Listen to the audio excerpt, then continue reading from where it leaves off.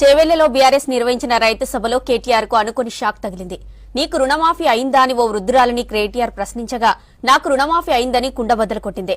అబద్దం ఎందుకు, 25,000 రుణమాఫీ అయింది, మళ్లీ బ్యాంకెళ్లి క్రాఫ్ లోన్ తెచ్చుకున్నానని చెప్పింది. గతంలో మా ఊరికి బస్సు రాకపోయేదని ఇప్పుడు వస్తుందని కేటీఆర్ కు మొహం మీదే చెప్పేసింది. తెచ్చుకున్నా 5,000 తెచ్చుకుంటే మాట్లాడంగా ఉన్నమాట చెప్తా. 5,000 మాకు అయినాయి, మళ్ళా తెచ్చుకున్న లోన్. అబద్ధం ఎందుకు, నిజం చెప్తా.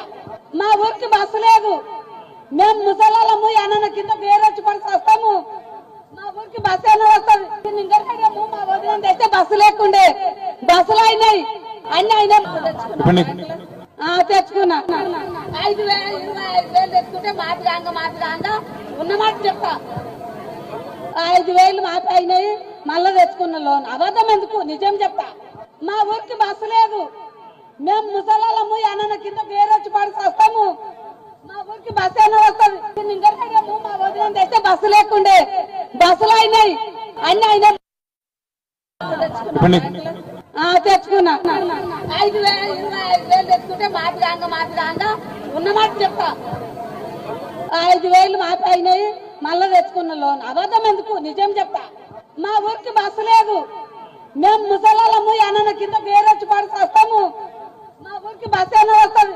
ఇంకము మా వదిన తెస్తే బస్సు లేకుండే, బస్సులు అయినాయి, అన్ని అయినాయి.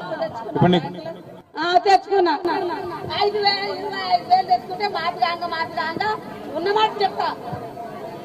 5,000 మాకు అయినాయి, మళ్ళా తెచ్చుకున్న లోన్. అబద్ధం ఎందుకు, నిజం చెప్తా. మా ఊరికి బస్సు లేదు, మేము ముసలాళ్ళము, ఏమన్నా కింద పేరొచ్చి పడి వస్తాము. మా ఊరికి బస్సు అయినా వస్తుంది. ఇంకము మా వదిన తెస్తే బస్సు లేకుండే, బస్సులు అయినాయి, అన్ని అయినాయి.